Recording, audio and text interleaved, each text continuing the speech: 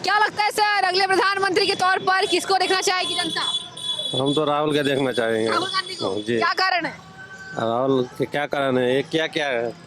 एक तो सब बहाने कह रहा है मेरा सेना इसने ये कर दिया, बार बार लड़ाई हो रहा है बॉर्डर पे। अच्छा, 3 दिन लेकिन भारत की सेना ने तो मुंह तोड़ जवाब दिया। वो तो दिखाने के लिए है। अच्छा, वो तो दिखाने के दिखाने लिए। बस अच्छा। बोलने के लिए कुछ भी बोल दे। कांग्रेस भी कह रही है कि कहीं ना कहीं असफल रही है। हाँ, छुपाता भी है, पीछे भी छुपाता है। अच्छा, छुपाते हैं। हाँ। चलिए सर, क्या नाम है? जावेद अली। जावेद अली जी, क्या लगता है 2024 की तैयारी तेज, किसको अगला प्रधानमंत्री के तौर पर देखना चाहेगी जनता? नरेंद्र मोदी। नरेंद्र मोदी। क्या कारण है? कारण उनके काम है, काम है। उन्होंने काम किया है अच्छे से काम किया है। देश के लिए, सभी के लिए, मतलब जितनी भी हमारी पॉपुलेशन है इंडिया में रहने वाली। युवाओं की राय जानना बेहद जरूरी है। क्या नाम है तुम्हारा? जी अमन। अमन जी, क्या लगता है 2024 की तैयारी तेज चल रही है, प्रधानमंत्री के तौर पर जनता किसको देखना चाहती है? देखिए, जनता तो मोदी जी को देखना चाहती है, बट मैं अभी मेरी 19 एज है, बट मैं जब तक मैं 30 का होना चाहता हूँ, मैं देश के प्रधानमंत्री को योगी जी को देखना चाहता हूँ। योगी जी। अच्छा, उत्तर प्रदेश के मुखिया यानी बुलडोजर बाबा के नाम से प्रसिद्ध योगी आदित्यनाथ को आज के युवा अगले प्रधानमंत्री के तौर पर देखना चाहते हैं। मैं बहुत ही खुश हूँगा अगर मेरे मतलब बाय द एंड, मैं जब तक 60 का हो जाऊँ उससे पहले अगर योगी जी प्रधानमंत्री बन जाए। अच्छा, चलिए, इनकी राय है कि 60 के पहले जब ये हो जाए तो योगी जी अगले प्रधानमंत्री बने। सर, क्या नाम है आपका? ललित मालकोटी। ललित जी, क्या लगता है 2024 की तैयारी तेज हो रही है, विपक्ष लगातार प्रधानमंत्री को घेरने की कोशिश कर रही है और एक तरफ कहा यह जा रहा है कि प्रधानमंत्री नरेंद्र मोदी के नेतृत्व में काम हुआ है। आखिर में जनता की राय जानना चाहूंगी, आप क्या चाह रहे हैं, अगले प्रधानमंत्री कौन होने चाहिए?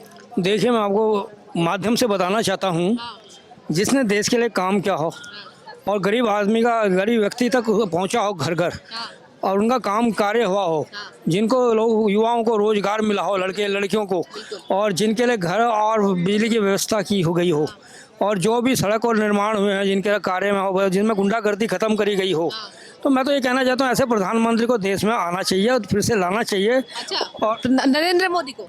अपने देश के जो प्रधानमंत्री हैं श्री नरेंद्र मोदी जी हैं, गरीब परिवार से हैं, नीचे उठे, उन्होंने एक एक ज़मीन से जुड़े हुए व्यक्ति हैं, तो इसीलिए वो हर कार्य कर सकते हैं। जो सोने के चम्मच में खाते पीते रहे हैं और डायरेक्ट आ गए हैं, या किसी के बल बूते, किसी के दम से आए हैं, झूठ पर आए हैं, वो इस देश का विकास और तरक्की नहीं कर सकते। अच्छा सर, एक और बात आपसे जानना चाहूंगी, भारत और चीन के बीच लड़ाई चल रही है, आपको पता होगी। कांग्रेस आज हाई लेवल मीटिंग कर रही है, 17 दलों को बुला रही है और ये कह रही है, कांग्रेस ने ये बात नहीं की हालांकि कि किस तरीके से हमारी सेना मजबूती से काम कर रही है, लेकिन कांग्रेस ने ये जरूर कहा है कि प्रधानमंत्री असफल हुए हैं, गृह मंत्री को इस्तीफा देना चाहिए। आपकी क्या राय सर? देखिए मैम, ये राजनीति का एक मसला है, इसको वैसे राजनीति में नहीं आना चाहिए। देश के भविष्य की बात है, देश के लिए की बात है, अखंडता की बात है, इस पर राजनीति नहीं होनी चाहिए। पर विपक्ष वालों के पास कोई मुद्दा नहीं बचा है। विपक्ष के जो लोग हैं, आप देखेंगे जब भी वो ये सब एकजुट हो जाते हैं और एकजुट से एक अपना गठबंधन बनाते हैं, इसको मैं ठग बंधन के नाम से जानता हूँ, जो सक्सेस नहीं हुआ आज तक। इनका गठबंधन को ठग बंधन कहता हूँ, क्योंकि इनका कभी भी जो गठबंधन सक्सेस नहीं हुआ। कितने तो प्रधानमंत्री के चाह की लाइन में खड़े हैं, जबकि प्रधानमंत्री तो एक नहीं होना है ना। और दूसरा ये बात है कि कितना झूठे भविष्य वो करते हैं कि जनता को हम ये करेंगे, ये देंगे, ये भला करेंगे, और वो भला नहीं कर पाते, वो वादे पूरे नहीं कर पाते। तो ये विपक्ष वाले क्या कर सकते हैं? बस इनको तो ये किसी भी तरह एन कैन परकेन इनको सीट मिल जाए और उस सीट का ये जो भी उपयोग दुरुपयोग कर सकते हैं करते हैं। तो प्रधानमंत्री तो देश में एक है जिसने पूरे विश्व में, अब आपके सामने 20G का भी प्रोग्राम आने वाला है। और आपने सैनिकों की बात करी है, सैनिकों को जो 45 साल 55 साल में जो एक सरकार प्रदेश देश में रही है, ना उन्होंने विदेशों में नाम कमाया है प्रधानमंत्रियों ने, ना उन्होंने दिल्ली के इंडिया के लोगों को कॉन्फिडेंस पाया है। मैं आपको एक चीज़ बताना चाहता हूं, जो ये कर देंगे काम मोदी जी ने कर दिया है सैनिकों के लिए, सैनिकों के हथियार के लिए। देश की सुरक्षा पहले है, फिर हम लोग हैं। देश सुरक्षित नहीं है तो हम कहाँ से रहेंगे? तो इसीलिए उन्होंने सबको साथ लेके चला, सबका साथ, सबका विकास, सबका विश्वास। तो मैं ये कहना चाहता हूँ, जो प्रधानमंत्री, आपने कभी ऐसा नारा किसी का सुना नहीं होगा। एक लाल बहादुर शास्त्री थे, जय किसान जय जवान कहते थे। जय जवान जय किसान का नारा लगाया करते थे। वो उन्होंने देश के लिए काम किया था बहुत अच्छा काम किया, वो भी एक गरीब परिवार से प्रधानमंत्री बन के आए थे, पर अफसोस उनकी लॉन्ग लाइफ नहीं रही। तो इसलिए मैं कहता हूँ जो देश के हमारे सैनिकों ने बहादुरी दिखाई है, मैं सैल्यूट करता हूँ आपके सामने। अच्छा, देखिए ये सैनिकों को भारत की सेना पर सर आज गर्व कर रहे हैं और सैल्यूट कर रहे हैं और ये कह रहे हैं कि प्रधानमंत्री का ही नेतृत्व ऐसा कि आज देश की सेना जो है वो उस तरीके से मुंहतोड़ जवाब दे रही है। सर ये बताइए, विपक्ष कह रही है लगातार कि केंद्र सरकार हर मुद्दे पर विफल रही है और इस बार पूरी तैयारी घेरने के लिए और प्रधानमंत्री नरेंद्र मोदी असफल रहे हैं, विपक्ष ने लगातार आरोप लगाया है। आपकी क्या राय इस पर? देखिए विपक्ष का काम क्या होता है, एक प्रोपोगंडा करना, उसको झूठा प्रोपोगंडा भी कह सकते हैं, आप कर सकते हैं। मैं ये कहना चाहता हूँ पब्लिक को गुमराह ना करे, ठीक है, वो सच्चाई बोले, सच्चाई रखे। अगर जहाँ टूटी छूटी पुरूटी होती है उसमें आवाज़ उठाए, उसमें जनता भी साथ उनका देगी, पर ऐसे भ्रमित करने से पब्लिक और जनता उनके उसमें बात में नहीं आने वाली है। और मैं ये आपको कहना चाहता हूँ, इसमें आपके माध्यम से कहना चाहता हूँ, अगर देश हमारे किसानों का भी बहुत भला हुआ है, गरीब लोगों के किसानों के भी अकाउंट में पैसा गया, आज तक किसी सरकार ने किया है? आज तक किसी सरकार ने गरीबों को मकान बना के दिया है? जहाँ तक बिजली नहीं थी, पानी नहीं थी, वहाँ तक पानी और बिजली पहुँचाया किसी सरकार ने किया? प्रधानमंत्री ने? अगर ऐसा विपक्ष वाले करते तो जाते क्यों सीट से? अपने सीट पर जमे रहते, ये हटते नहीं। फिर तो पब्लिक तो चाहती है काम करने वालों को, अच्छे काम करने वालों को, हो सकता है कुछ % अलग हो। अगर एक पार्टी ने, अगर मैं नाम लूँगा तो विवाद हो सकता है, मैं नाम नहीं लूँगा आपके बीच में। आप अपनी राय रखिए सर। हाँ, मेरी राय यह है कि अगर एक पार्टी एक समुदाय को लेकर चलती है और दूसरे समुदाय का ख्याल नहीं रखती है तो कैसे वो वापस सत्ता में आ सकती है? ठीक है सर, बहुत बहुत धन्यवाद आपका, बड़े बारीकियों से आपने सभी सवालों के जवाब को दिया है। देखिए आज की जनता, थैंक यू सर। देखिए आज की जनता लगातार प्रधानमंत्री के नेतृत्व को समझती है। तरुण जी क्या लगता है, 2024 की तैयारी तेज हो रही है, पूरा विपक्ष एकजुट हो गया है कि देश के अगले प्रधानमंत्री नरेंद्र मोदी नहीं बनने चाहिए, भारत चीन की भी लड़ाई बीच में सामने आ रही है और जहां हमने ये देखा कि हमारी सेना ने बखूबी जवाब दिया है। आपकी क्या राय, अगला प्रधानमंत्री कौन होना चाहिए? एक ही है और है नहीं उसके अलावा कोई। मोदी जी। मोदी जी क्यों पसंद है मोदी जी? बहुत सारी बात है मैडम। क्या बताइए ना। सबसे बड़ी बात, कोविड में इतना संभाला उन्होंने, इतना लोगों को जो गरीब है उनको इतना अनाज दिया, सब कुछ करा।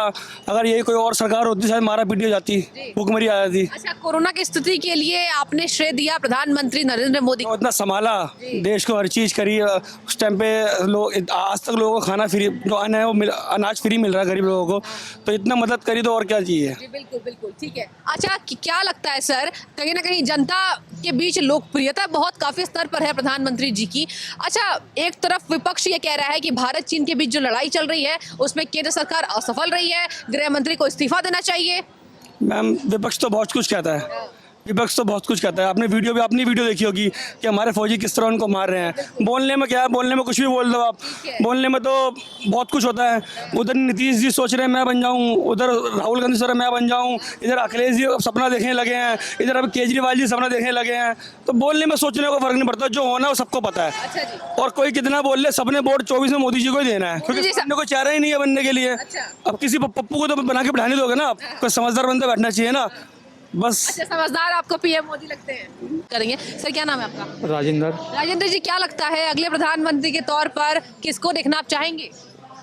मैडम जी काम के हिसाब से तो नरेंद्र मोदी जी हैं। अच्छा जी, हाँ जी, नरेंद्र मोदी अच्छे लगते हैं। बिल्कुल। अच्छा, कितना बदलाव देखा है आपने सर भारत में? अब बदलाव, हम 66 साल के हो गए, जो हमने देखा नहीं वो हम देख रहे हैं। अच्छा जी। टीवी देखते हैं। अच्छा जी। अब जिस हिसाब से हमारी उम्र हो गई उस हिसाब से टीवी में देखते हैं, सब जगह प्रोग्रेस है।